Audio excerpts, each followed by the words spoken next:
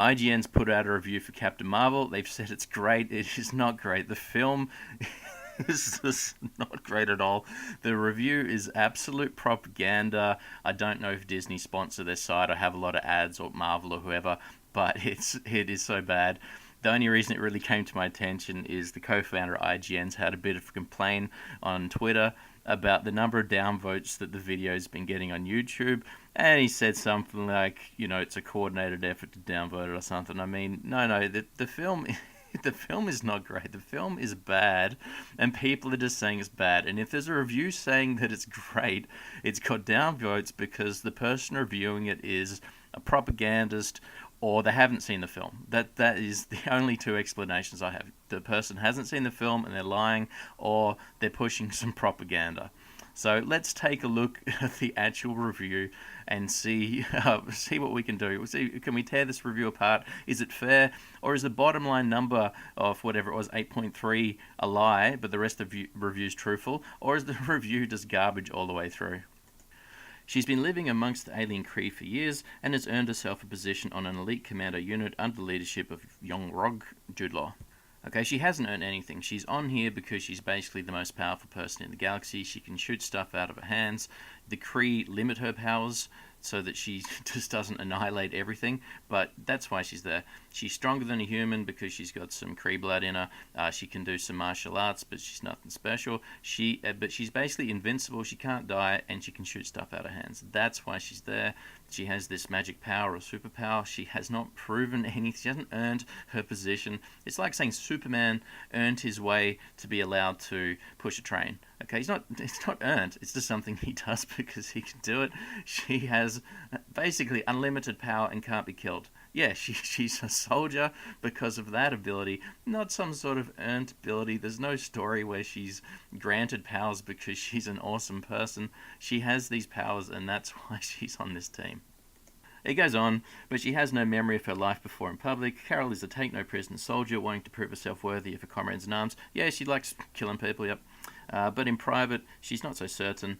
I didn't get that at all from the film. I didn't get that she was uncertain. I, in fact, got the opposite, that she's 100% confident in her abilities at all times, and she has no adversity to ever go through, and there's nothing that she can't do, and she knows there's nothing she can't do. So she's not like, I have all this power, but I'm not sure if I should use it or if I can use it. No, she's just, I kill that one over there, I'll kill that one over there, I'll jump in here and kill these people, and, I can't be hurt, so I'm in no danger.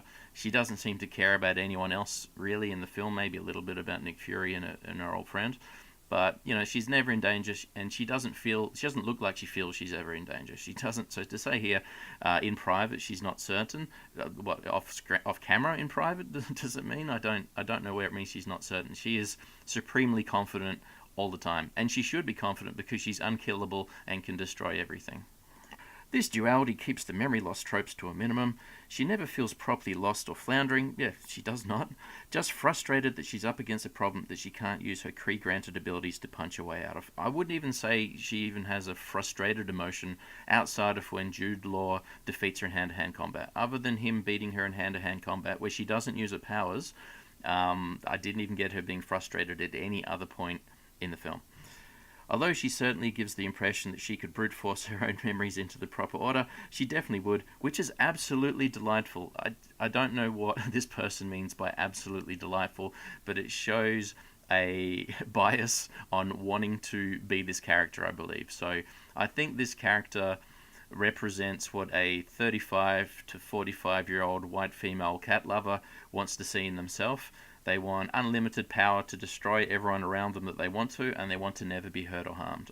I think that's what it is, and everybody like that, every third-wave feminist, I think, is jumping on his character because she is unkillable, unstoppable, and can kill everyone that she wants without any consequences. Carol's struggle against forces that want to delegitimize her becomes the recurring theme of Captain Marvel. Everywhere she turns, she's facing down someone who doesn't think she's worthy of the power. What? Everywhere she turns, she's facing down someone who doesn't think she's worthy of the power she has or doesn't think she belongs in the position she has. And yet, again and again, Carol finds a way to prove them wrong and keep fighting regardless. Higher, further, faster, as the film tagline goes.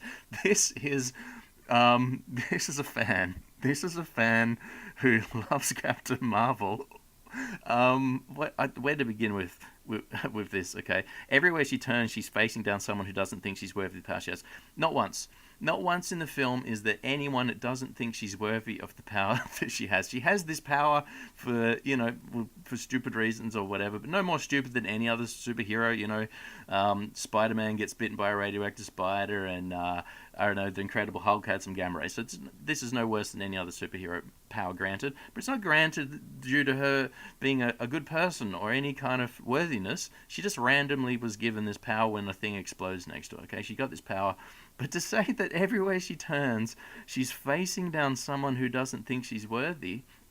No, no.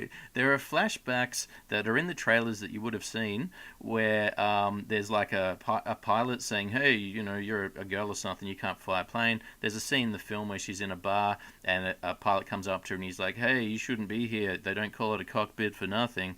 And then there's a scene where she crashes a go-kart and her dad comes up behind her and says, hey, you've got no business being out here. Now, he doesn't say because you're a girl, but I suppose it's implied. But she crashed the go-kart, okay? She probably doesn't have any business going there.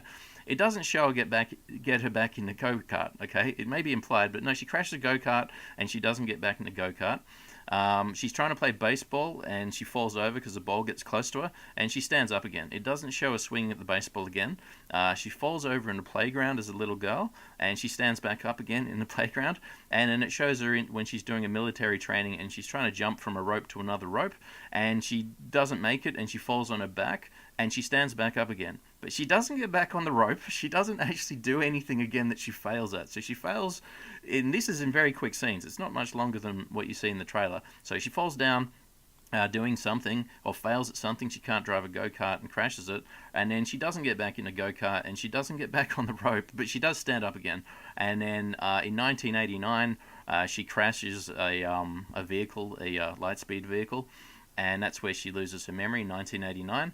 And it does show her getting out of the wreckage of this crash, and she does stand up again from that as well. So that's basically what happens. So saying that everywhere around, flashbacks have a trope of sexist men saying, you can't do this because you're a girl. They say it about her driving a go-kart, and they say about her trying to get into an F-15. That's what happens.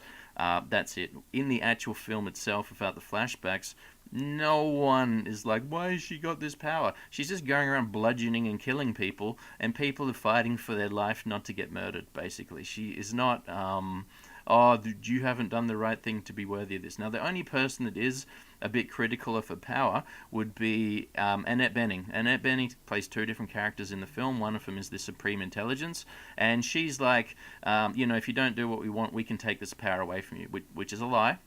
But she's the one that does it. So if they want to blame someone for saying, you're not worthy of this power and we'll take it off you, it's another woman. Another woman is the one telling her we're going to take the power away from you. So this is someone watching the film through such a crazy lens to try to find everything that's sexist and to find a woman that puts up with adversity and gets through it. But there is no adversity here. She is invincible, invulnerable, cannot be hurt, cannot be stopped at the start of the film, and gets more powerful at the end of the film. That's all that happens. There's no point in time where you go, what? How is she going to get out of this? No. She's just going to bludgeon something out of the way to get out of it. No danger, nothing at all. The only question is, will she accidentally destroy the Earth? Like that's the only real thought. I didn't really think that, but I was like, well, she could do some damage here. Will the Earth explode accidentally? Which I think might actually be interesting. Like if she accidentally blows up a planet and has to come to realize, oh, I've got this crazy power and I can't just use it all the time. But there is nothing like that at all. She can do what she wants. She has no consequences and she can't die. All right, back to the article. There, she's forced to work alongside newly minted S.H.I.E.L.D. agent Nick Fury. I don't think he's newly minted at all. He talks about how he was about to hang it all up. The guy is probably 40 years old in this film, and he's probably 65 in the present day. So the film's based in 1995. It's based 6 years after she crashes and loses her memory. So he's like 40 years old. So he's like a middle-aged Shield agent, probably middle-tier Shield agent, and he's like, what are we doing here? And then he finds out there's aliens, and he's obviously, hey, this is interesting, and I'll hang around, and eventually runs the agency. But he's not newly minted. He's a guy, he's looking at retirement or getting out of the business because it's boring. Anyway, newly minted Shield agent Nick Fury, with the aid of a shockingly solid de-aging effect, seriously no creepy uncanny effect value. Yeah, I thought it looked good. I didn't go, oh my god, it looks terrible. So he looked younger, it was all good. To uncover the truth, all while full-on exulting in the 1990s, so the 90s nostalgia toss, some shape-shifting aliens called Skrulls led by a general named Talos, Ben Mendelsohn, and an intergalactic conspiracy into the mix, and you've got yourself a proper superheroic party. Yeah, I mean, other than he's not a newly minted Shield agent, I'd say that that's right. There's a lot of 90s nostalgia. That's why I would say the film is geared towards someone that was a teenager or early 20s in the 90s. If you don't remember the 90s, there's a lot of nods here you won't get. And they're the better parts of the film. The cat, which this article doesn't actually talk about much, which is crazy. The cat, everyone else agrees, is the best thing in the film. I'll agree that it's Ben Mendelsohn's the best thing in the film. Ben Mendelsohn playing this Skrull. He does a really good job. He's well written. He's quite funny as well. He's the best thing in the film. The second best thing in the film might be the cat. If you like cats, you'll like the cat. If you don't like cats, it's a superhero film. Why is there a cat? Anyway, Mandelson's Talos will be a surprise to Marvel comic diehards, but a welcome one. I'm not sure why, but okay, I guess Talos is not portrayed by a man, maybe. Is that a female character in the comics? He's a far cry from a traditional MCU villain, but what he lacks in deviousness, he makes up for in a genuinely charming sense of humour. Yeah, he was quite funny, he was quite good. He's also not the villain, he's the good guy. He doesn't quite fall in line with other recent villains. Yeah, he's not a villain with his devious plot and tragic past, or Vulture with his take-no-prisoners family loyalty, but he's cut from a very similar cloth with motivations that stem from complicated, surprising, nuanced places that give him a real depth of character. Not really. The guy's not the bad guy in the film, okay? Brie Larson is working for the Skrulls, and sorry, the Kree. The Kree are the people that are blowing up all the planets in Guardians of the Galaxy. She's working with them here. She's working with the genocidal maniacs, and they're trying to wipe out these green people because I don't know if it was really made clear, but I think they just like killing everyone that's not them. So I don't know, racism, or maybe they did something in the past. But anyway, the Kree are genocidal maniacs, and they wipe out planets that aren't pure, or whatever the what was his name, Ronan the Deceiver, or whatever his name was, whatever it was he was trying to do in Guardians of the Galaxy. So Ronan is one of these guys. He appears in the film at the end. He tries to annihilate Earth. That's who Captain Marvel's working with at the start of the film. And when she gets her memories back, she kind of goes, "Oh, okay, I'm with the bad guys," and she switches teams. That's the intricate plot that this is talking about. That's basically what happens. The plot itself doesn't try to reinvent the wheel. Instead, it relies pretty heavily on the greatest hits of Phase 1 movies like Iron Man and Thor, digging into deeply flawed but still wonderfully sympathetic motivations behind Carol's burning need to uncover the truth. No idea what they're talking about. She's not really trying to uncover the truth at first. She basically falls on the blockbusters, as you would have seen in the trailer. That doesn't kill her, so that's before all her powers are unlocked. She falls from orbit, doesn't die, and she's in 1995 Earth.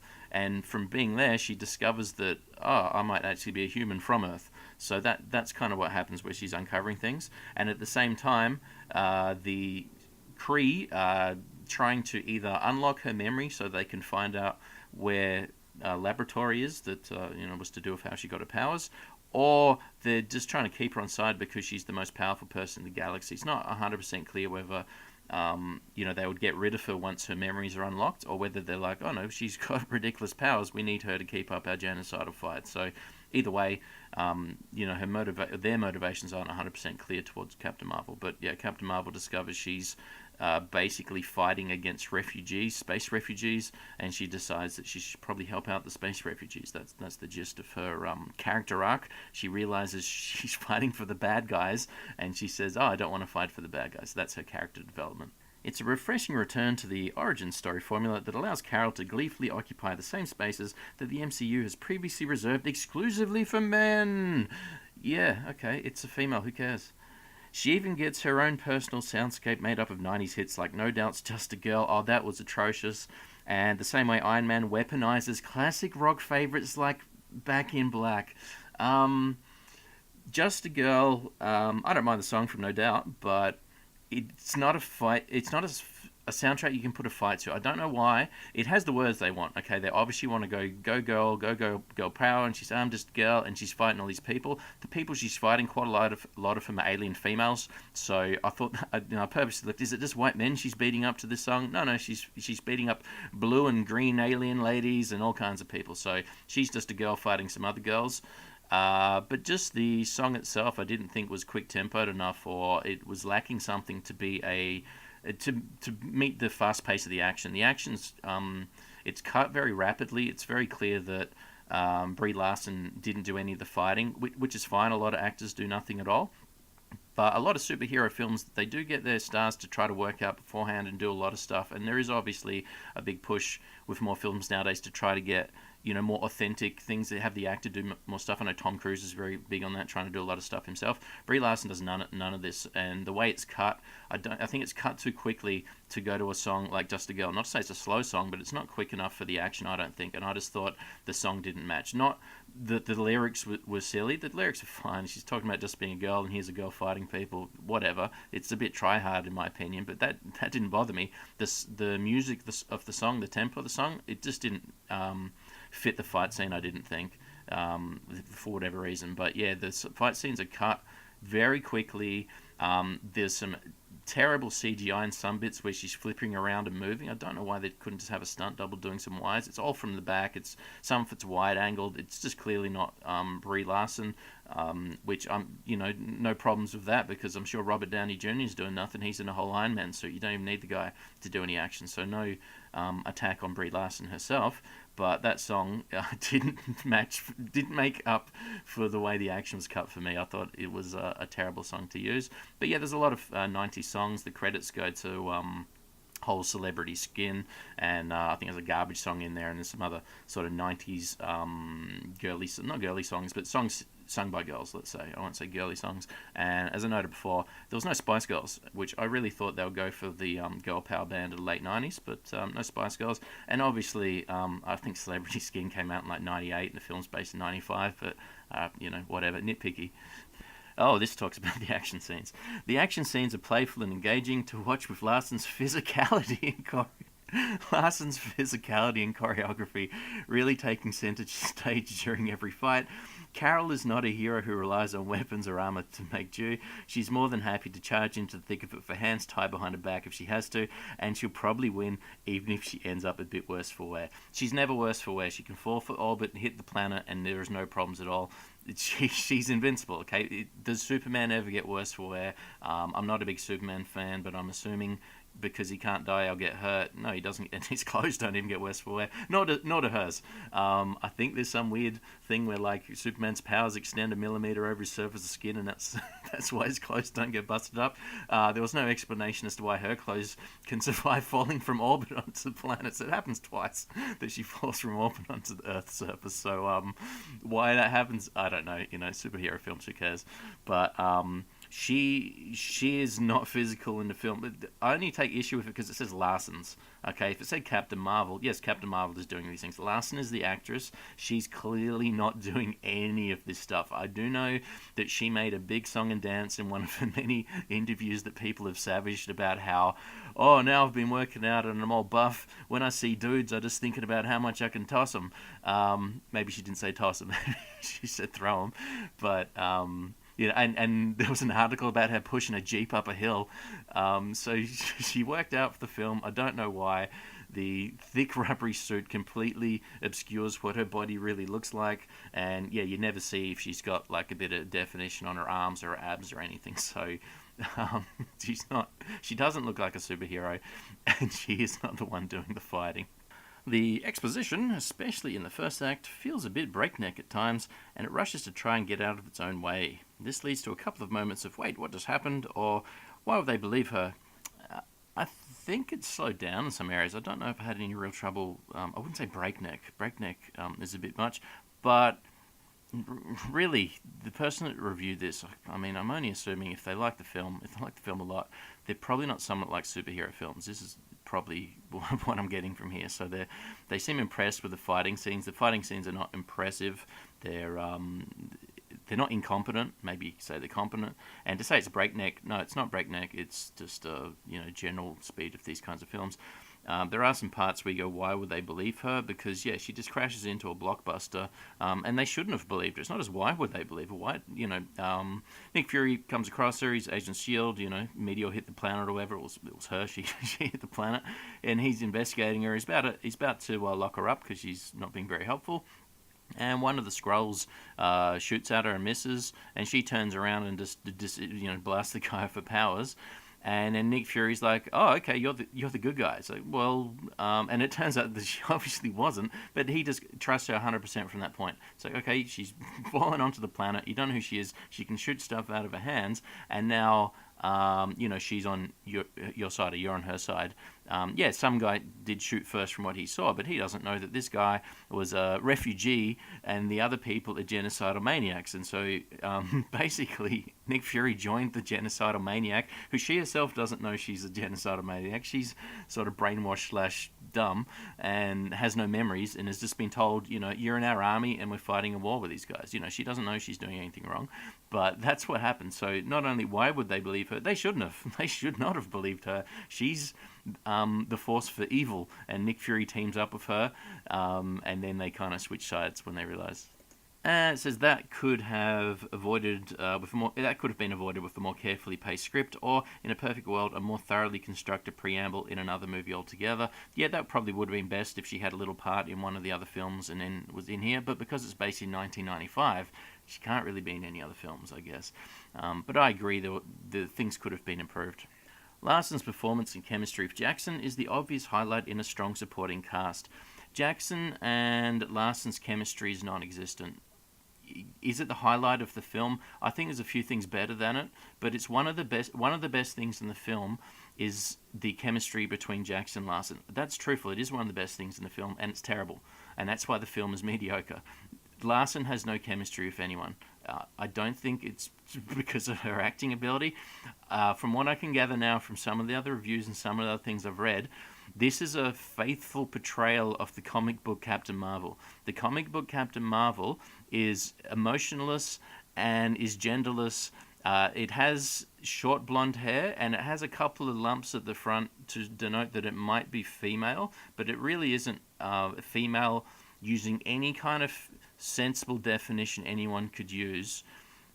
It has a face that doesn't have a large chin, like a stereotypically heroic man's chin, but that's it. That's all it has. It is a white person that has no attraction to anyone else. No one else is attracted to it, but it does have something going on in the chest region to kind of say, oh, it's a female. Like maybe you could make a female C-3PO. You'd put a couple of lumps at the top, and that's precisely what you've got here. It doesn't make it female. You've got similar facial expressions from C-3PO to Captain Marvel. And again, they may want to say that it's confidence. There was another reviewer made fun of that was saying that her performance is nuanced and subtle. It is. It's extremely nuanced. It's extremely subtle. She moves an eyebrow here. She has a little quarter smile there. That is her performance. Anyway, the chemistry between her and Jackson's terrible. Jackson and the cat get on far better. Most reviews rave about the cat. Cat and Jackson, that's what steals the show, quote unquote. And what happens with Jackson and the cat is identical to what you see in the trailer. It's just it. He's fawning over a cat. He's fallen in love with the cat. So that is the actual cat scenes. They are better than the Larson and Jackson scenes. Without a doubt, they are better. And that's a big problem for the film. Larson manages to capture a fiery but playful sense of humor in a character that definitely avoids the tropes associated with naive, superpowered outsiders making first contact with humans. Yeah, she doesn't in any way have a problem with the planet. She's like, oh, this is planet, and I think they call it C53. Is this planet C53? Yep. Oh, you must be some local. She's a worldly alien that's been to lots of planets. She's not like, oh my god, what is this crazy place? She's like, yeah, people live here, and she actually thinks the people would probably know who she is. Like, I'm from I think they call it Star Force or something weak is probably the name from the comics. But, she's like, I'm Commander blah, blah, blah from wherever, and, you know who I am. No one knows who she is. But, yeah, there's no naivety here with the, how do I deal with humans? Anyway, make no mistake, Carol's superpowers have nothing to do with her empathy or warmth. What? She has no empathy or warmth. She is A blank slate that can destroy everyone. That is all she is. She doesn't. Empathy and warmth. I just. Where? What film has this person seen? Her strength is completely derived from a perfect Molotov cocktail of spite and stubbornness. Yes, yes, it is. It is. Which is an absolute joy to watch unfold. If you're a fangirl that wants to destroy all of your enemies, yes, I could see that you like this character. Carol Danvers is as unapologetically brash and bold as a hero could be. She is, yep. Even when it gets even when it gets her into trouble, and it's oh so satisfying. She's never in trouble. She's never in trouble. She can escape from any circumstance, can't be killed, and has unlimited power. She's On the flip side, Carol's I can't even read this. It's so preposterous.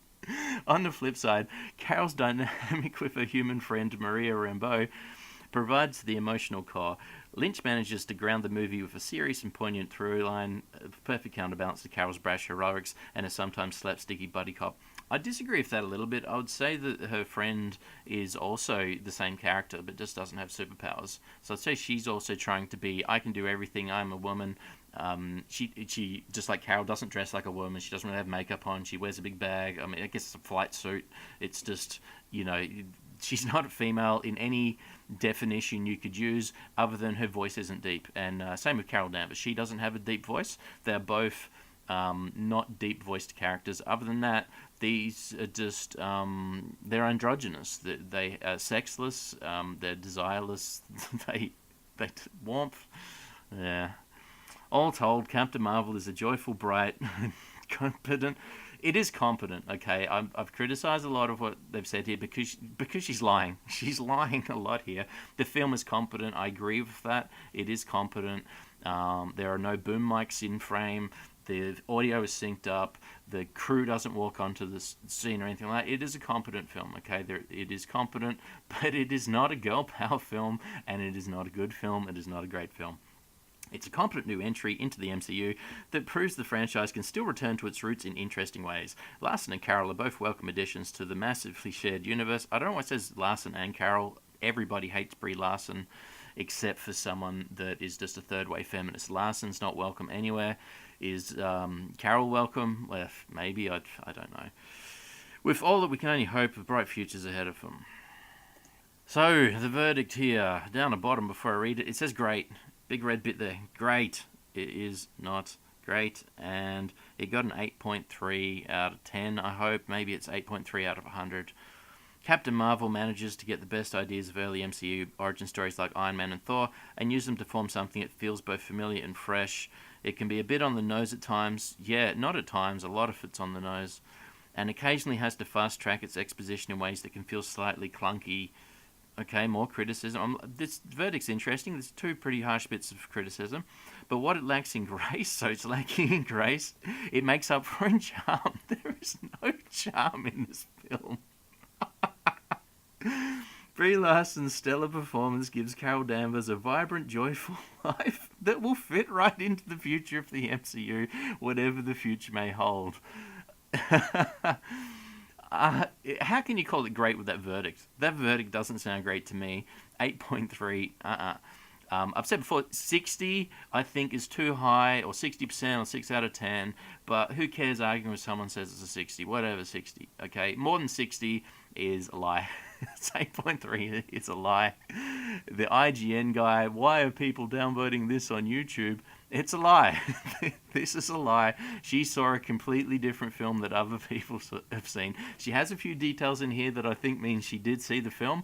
She has reported what she wanted to. She's looked through a crazy feminist lens and decided that this is a pro-women film. I have stated elsewhere, the film isn't pro-women. It's pro-masculine. This is a pro-masculine film.